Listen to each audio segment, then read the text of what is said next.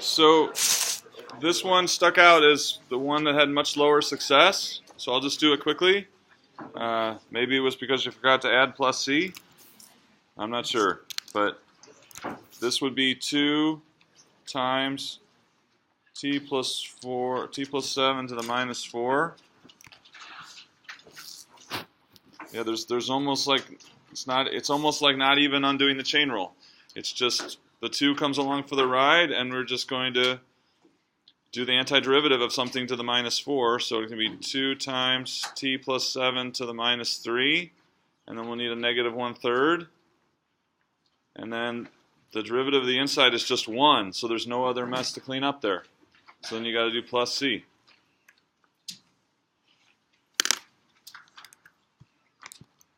And remember what the plus c is. Plus c is the fact that this is like all accumulation functions, say from a to x. Okay? And then this would be like the minus, this is like our f of x, and this is like the minus f of a, right? So you have this constant that adjusts for starting at a different value a. So if you're saying this is a whole family of accumulation functions, so it's like every accumulation function that has that as the rate function, meaning starting at any value a. So then instead of writing minus f of a, we just write plus c because it's a constant.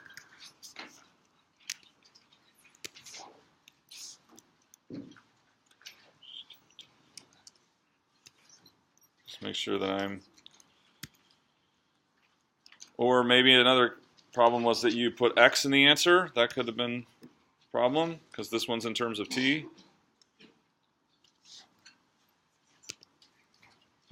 So preview, I don't know if I've talked about this before, but preview is a really useful tool to save you on attempts. It can give you some clues. It gives you a nice image of your answer, so you don't have to make sure you've got all your parentheses right as you write it out horizontally. So this really helps you to see that you put in exactly what you meant to put in, right? And that's what we meant, negative 2/3 that to the minus 3. So this should be right. Yeah, so I would guess that maybe the reason it was a little bit lower is because of you didn't notice that you needed a t there, you were kind of stubborn with x, or you forgot the plus c. Plus c. And I didn't put it. See? That's why you get multiple attempts for stuff like that.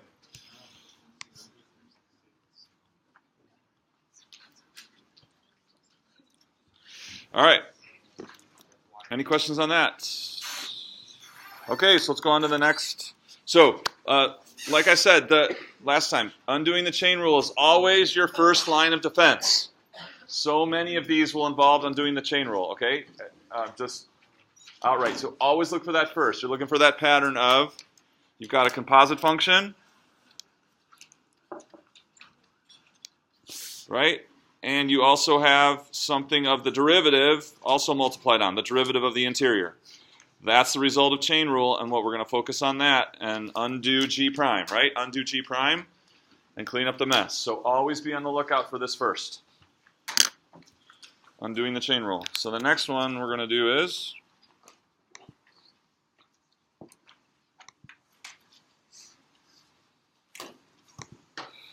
undoing the product rule. Undoing the product rule. So here's what this is about. Recall what the product rule says. It says that if you take the derivative of a product, you take the first times the derivative of the second plus the second times the derivative of the first. That should be familiar from your mastery test. So if I took the antiderivative of everything, I'd have this. I'd have that the original product, fg, would equal the antiderivative of this fg prime plus the antiderivative of gf prime. So all I've done is not like taking the antiderivative of both sides, and we know by the sum rule, the antiderivative of a sum is the sum of the antiderivatives, right? So I've just taken the antiderivative of both sides, and then I've just split that apart into 2 antiderivatives. Fair enough? So with undoing the product rule, this is what it's like. You're going to be given an integral that's like one of those, like, say, this first one. And that's the antiderivative they're asking you for. But you look at that and like undoing the chain rule won't work. All right? And so then you might consider this technique. You might say, well, maybe that rate function was one of my two terms that came from the product rule. So what can we do? We can like solve for this indirectly. So and then maybe this other one, gf prime, that antiderivative is attainable more quickly by our techniques that we have. So we can do it indirectly. We can say, we can compute this one, and we'll know what f and g are, so we'll figure out what f and g are. We'll figure out what f prime is. We'll do this antiderivative and calculate fg, and then how could we say what our antiderivative is? What would we do? So now I want to solve this. So I know what that is. I know what that is. How can I say what this is equal to?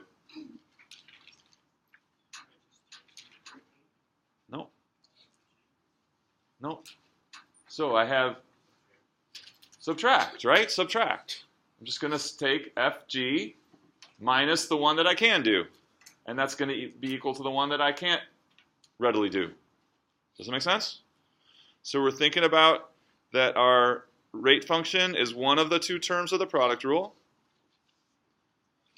And we're going to find the f and g, figure out what f and g are, and multiply them.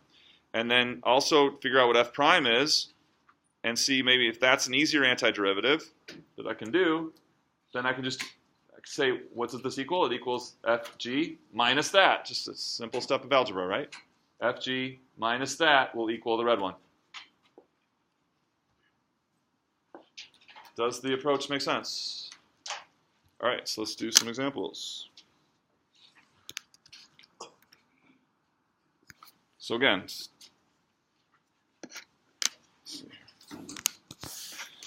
so let's do 4x times cosine x.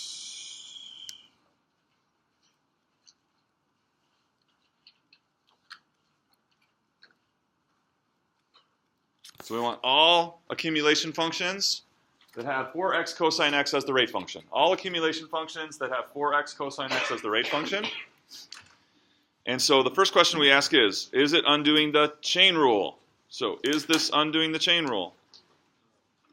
No. Okay, so here's a question we're going to ask a lot because it's nice for understanding everything.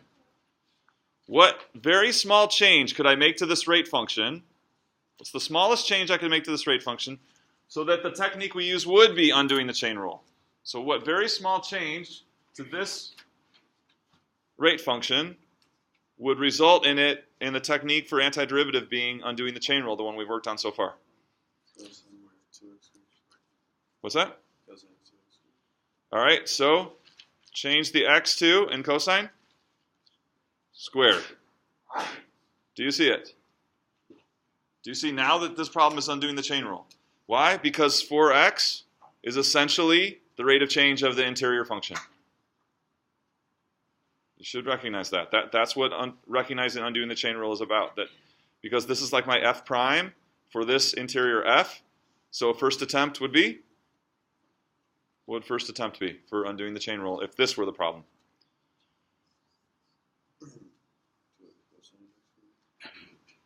No, not 2x.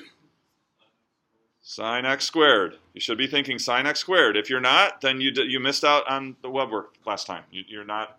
You need to get caught up because that's easy. And then we would do the derivative and check it. And we'd have to clean up. I think we need an extra factor of 2. Is that right? Our second attempt, we need another 2 there. Because we're going to get sine x, cosine x squared times 2x. But we have cosine x squared times 4x. So we need another 2. Okay. So if you didn't anticipate this as I was doing it, then you're not up to speed on undoing the chain rule. Okay? So let's go back to the original problem, which was 4x cosine x. So this is not undoing the chain rule because we would need an x squared there for that to work.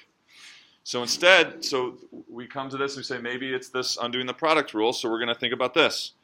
That this right here is like the antiderivative of one of the terms of the product rule. It's like f g prime. And what do I need to do? I need to find f and g and f prime and get everything else, right? If I do f times g and I do that antiderivative, which hopefully is one we can just kind of do immediately, then all we need to do is subtract. And we got the antiderivative of this one. So then the question is, the question is, what is f and what is g prime?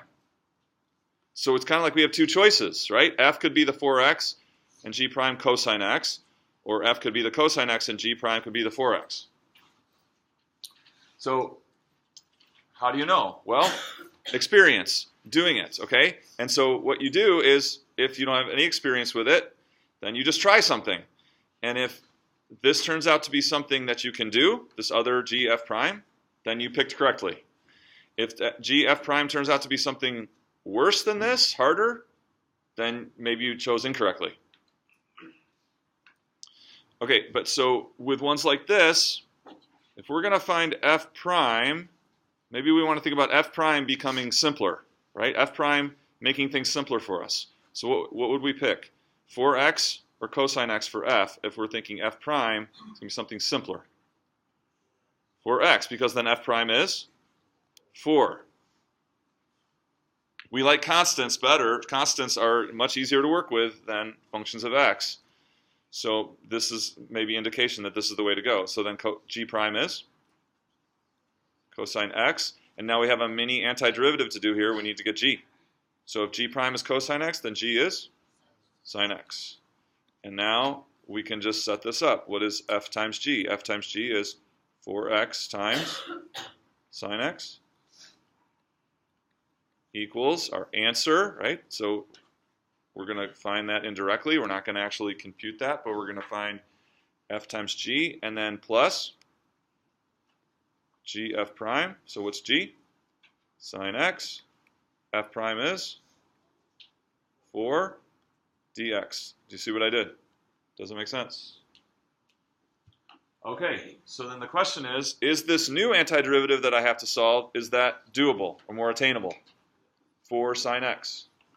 Yeah, piece of cake, right? Super easy. So I'm going to do A is going to equal this, f times g minus this. It's going to be f times g, 4x, sine x, minus, what is the antiderivative of 4 sine x? Negative 4 cosine x, right?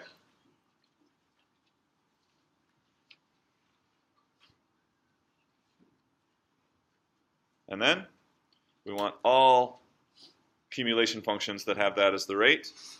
So plus c. All right, how can I check? I'm not sure. How can I check my answer? Take the derivative. So I could work through, this would be the product rule. I do the product rule here, and then I would also do this. So I'll just quickly do it in red here. So here's my check. Check. Derivative would be first times the derivative of the second plus the derivative of the first times the second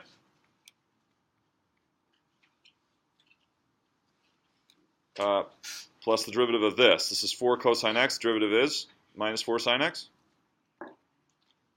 4 sine x minus 4 sine x go away. Answer 4x cosine x. It works. Questions? Does it make sense?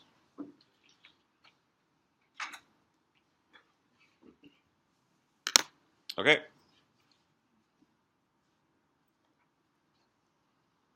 Is everyone writing this down? Just gonna. Okay.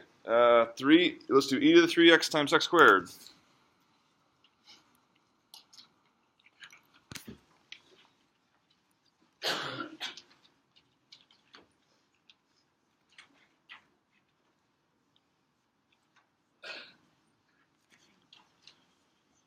E to the 3x times x squared.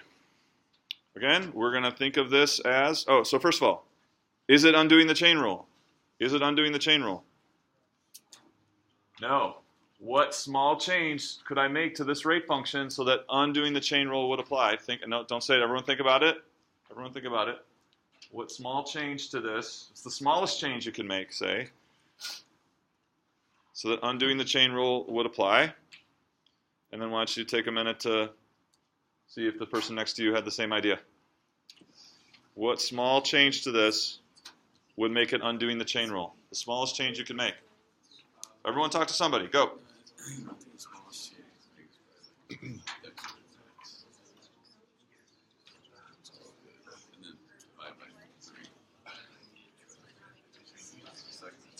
What'd you say?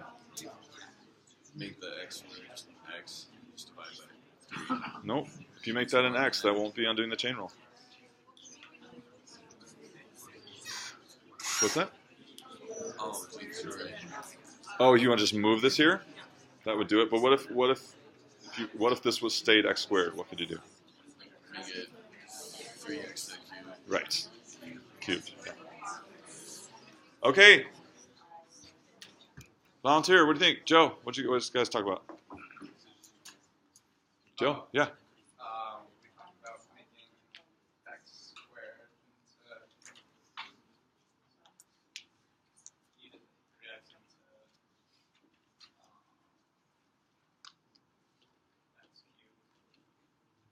This one x cubed or this one up here? He wants a cube right here. So if I add that, the 3e to the 3x cubed and then times x squared, that would make it undoing the chain rule. Adam likes it. Agree? Yes. You should be thinking yes. This would do it. Because now your interior function, this is like your g prime of f, and then your f prime, your other part here is essentially the derivative of this. It has the right power to be the derivative of the inside. So now it's undoing the chain rule. Was there another suggestion? Another way to do it? Anyone have another way they wanted to change this? Okay, so someone said just take the square and move it up here. So just take the 2 and shift it up there. Would that do it? Because then you'd have e to the 3x squared times x to the first. That would do it also. Okay? Either way. Okay, so now we have to figure out what is our, so this is like our fg prime. So figure out what f is, figure out what g prime is. And then we're going to calculate f prime and g.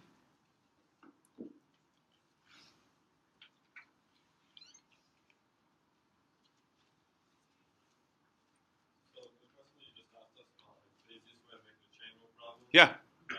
It's helpful to think about, but is it a direct part of this problem? No, it's not at all.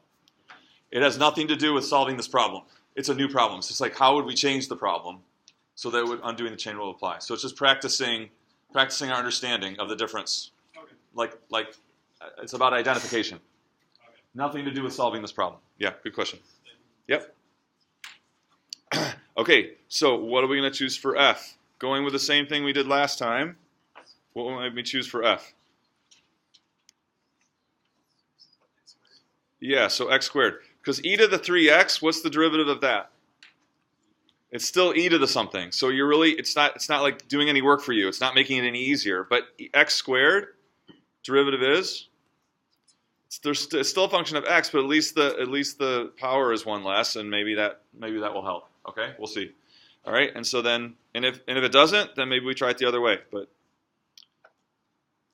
that's how you kind of gain experience in this. So then g prime would be e to the 3x. And then what would g be? What would g be? So this is like a mini antiderivative now. What function has e to the 3x as its derivative? Right? E to the 3x? 1/3. So that's like a mini undoing the chain rule problem.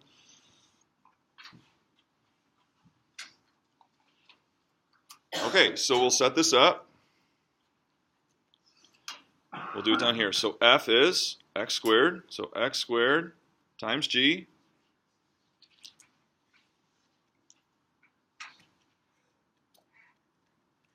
equals a for answer, right? A for answer plus integral g f prime 1/3 e to the 3x times 2x dx.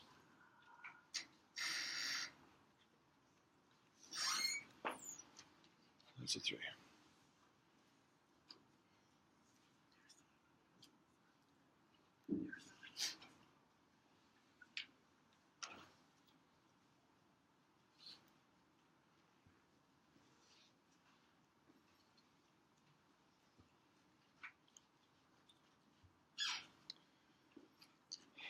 Okay, so we look at this and we say, is this easier / attainable?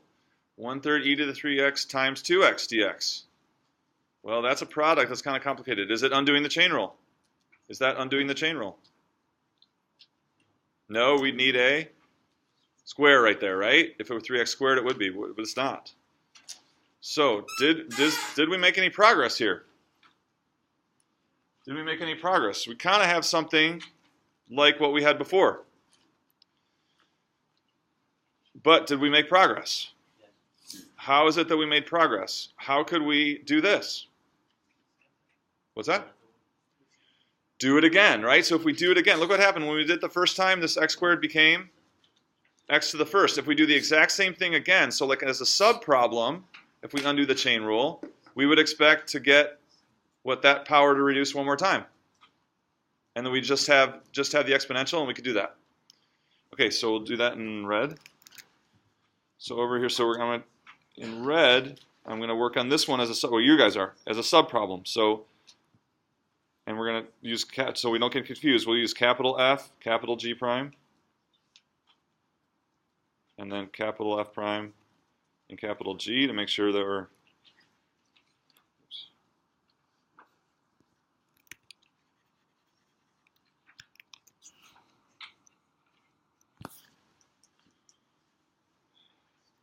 Okay, and so we're going to work out this, and so now we're thinking of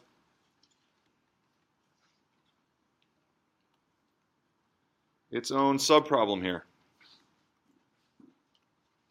How would you use undoing the product rule to find the value of, or the antiderivative for this in the red box?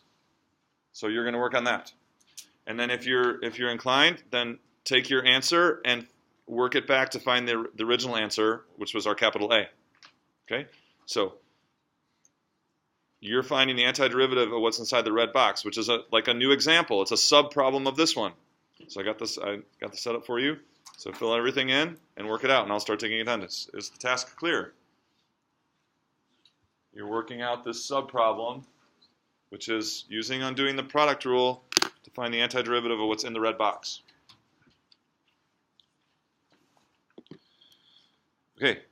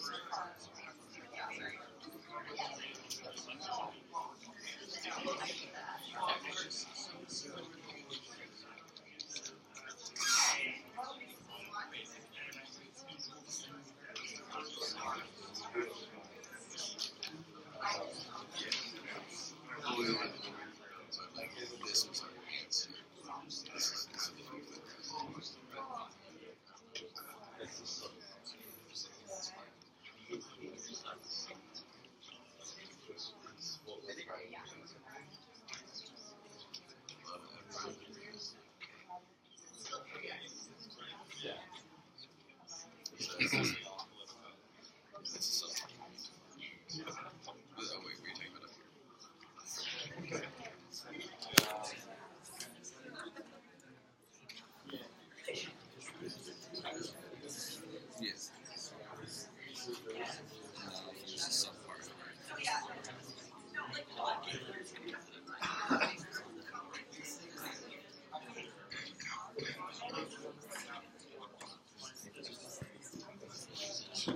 There's a 2 here.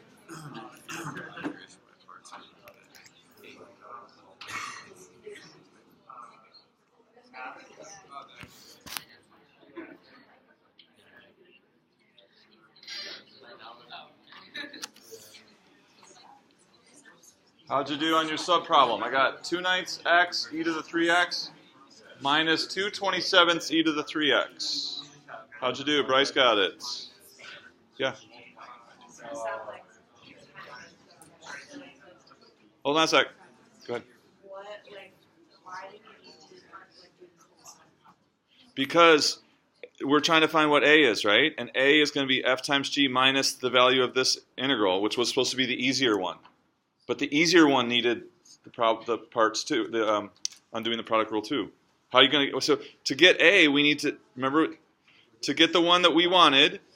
We're going to deflect and find this other one. So we need to find the value of that other one. Otherwise, we're just stuck with the original answer to our problem is x squared times 1/3 e to the 3x minus that. Minus, all I can do is write down that, but that's not closed form. It's still open form. Does that answer it? So did you understand when we got to this step right here? Yes. So we need to get the closed form for this if we're going to get the closed form, which is equal to a. So how do we get the closed form accumulation function for that? Well, that is going to be undoing the product rule as well. I just got it. So now this in the red box, the closed form for that is right here. Now I can write what the closed form for a is. So it's going to be this minus the closed form for b, which is what I put a box in down here. So it's going to be minus. So now the minus is going to apply to all terms inside here. So watch out for that. So it's going to be 2/9 x e to the 3x minus 2/27 e to the 3x. So then the minus would distribute. So look, I get an x squared term, an x term, and a constant term. So x squared over 3 e to the 3x minus 2/9 x e to the 3x plus minus a minus 2/27 e to the 3x, and that's the closed form O, and then plus c, all accumulation functions for that rate function. All right, ask if I lost you. You got to ask. Okay, Nick. So should we assume that like it was e to the 3x times x to the 12, that there would be 12 Yes. terms? Exactly. You would need to do this process 12 times. So needless to say, you won't have to do that. Other questions? Yeah, exactly. So whatever if you have e to the something x times x to a power, that power is going to tell you how many times you'd have to iterate this process to get to the final answer. So I mean, even doing x cubed would be, I wouldn't be interested in you doing that. It's just beyond, just tedious and beyond help. Why you had to find what? Okay, so did you understand this step right here? Yes. This is going to be the answer to our original problem, right? A. To get the answer to the original problem, we're looking for a closed form accumulation. So it's going to be this minus this. That's open form. I need to get a closed form accumulation function for that. Why is it? Integral. It's accumulation, right? Yeah, so it's the integral of a rate function dx. So I need to get the closed form of that. How am I going to do it? Is it undoing the chain rule? No. It's actually undoing the product rule again. So I used undoing the product rule, and I found that it was this. So now my original answer A is going to be this minus the closed form of this, which was my answer to the subproblem. Does it help? Better? Caden? If we were to change the way that we originally defined f and g prime in the original problem, Yes. the process, does it work the same? No, because look what would happen. You'd have e to the 3x. What would your derivative be? 3e to the 3x. And then you'd have your x squared here. What would the antiderivative of x squared be? X cubed. So now my new integral that I'm hoping to be easier is now this e function times some x cubed. It just got worse. You see that? And that's how so that's what you do. If you're not sure how to set up f and g prime, take a stab at it. And then the whole point is this new antiderivative one you can do, or is it worse? Make sense? Good questions. Any other questions? Yes, please.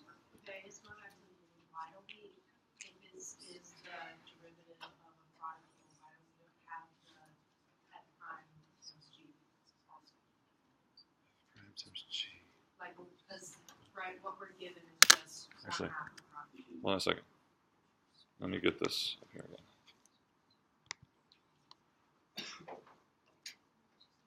Okay, ask me again. So why don't we have the second part of it? Why Like, if don't? you have the box part, why don't we get the second part of it? Because that would be way too rigged, right? Like, so that would be like, because Like, I understand that would make it super simple, but right. So when it's for single rate functions who end up being the integral of one term of the product rule. That's just what this is about. So yeah. So if say you had x squared, I don't know, tangent x. Okay. So if you had, and then what is the derivative of that? 2x tangent x plus x squared secant squared x, right? So you're saying, why don't we have this, right? That's kind of what you're saying. So you might, and the question is, could you recognize it? So if it was the integral of this whole thing, could you recognize that as just simply the product rule and get x squared tan x? Maybe, maybe not. What normally you do with the sum of functions is you split it up into two, and you work on each one individually. So rarely would we get a sum that would be perfectly the result of product rule, and then we say, oh, we just collapse it back together. That would rarely happen, that you would recognize that. Normally, when you have the antiderivative of sum, you're going to break it up into two antiderivatives and tackle them separately. Does that answer it? So this technique for undoing the product rule is specifically for when you have one term of the result of the product rule. Yeah. I think so when you have one term of product rule, why don't we find on the other? We do. That's exactly what we're doing. We find the other to solve for the one we're figuring out what that one is in order to indirectly solve for A. So we take that minus the answer to that one. Other questions? Okay. Next example. Can I erase it?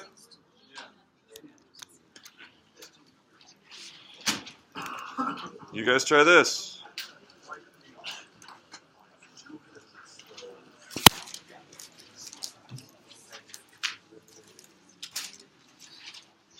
Okay, is it undoing the chain rule?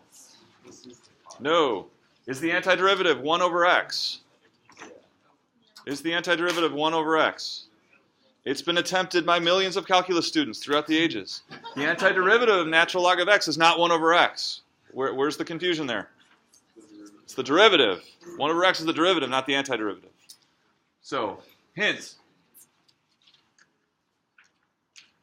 I'm giving it to you on the day that we're learning undoing the product rule. Go.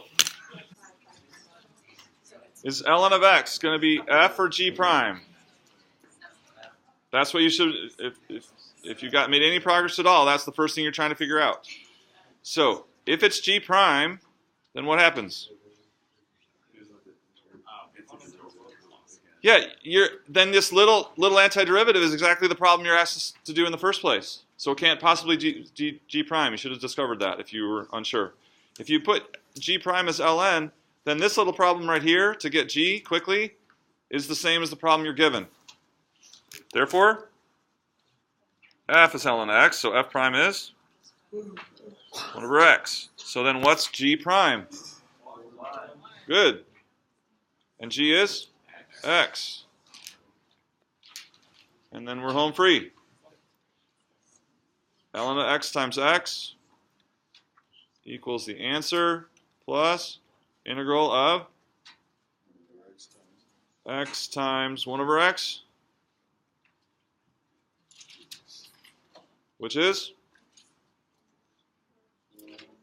That's 1 too. That's 1 right there. So then A is going to be x ln of x minus, not 1, minus the antiderivative of 1 dx.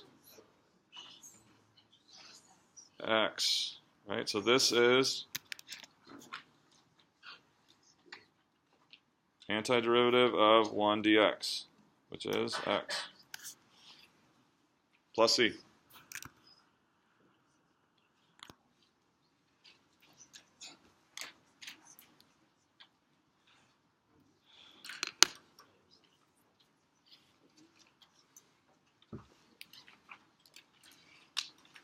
Okay, so let me talk about common forms for things you're on the lookout for undoing the product rule. We know what you're on the lookout for undoing the chain rule, right? We're looking for this like composite function, the g prime f, such that f prime is somewhere else, right? Or essentially f prime is somewhere else. That's where we're on the lookout for that. But with these are the common forms that use for undoing the product rule. First one is like the first problem we did. So like a power x to a power times sine, or it could be cosine, right? It's virtually the same, right? X to the n sine of kx or cosine kx. And then the number of, just like the e to the x example we did, the number of times the number of iterations you'd have to do is the same as the power of n. Okay? All right? Then we saw the x squared one, so that's a common form for undoing the product rule. Okay, then we saw just ln of x. That's always undoing the product rule. And then, actually, this is just x. X to the n, ln of x. Okay, so what I want you to do is, I want you to do x to the 5th, ln of x. You got 3 minutes. See what happens. X to the 5th, ln x.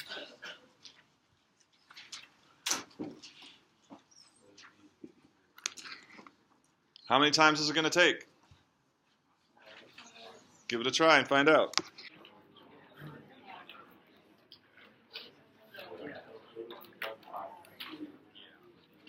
What did I say?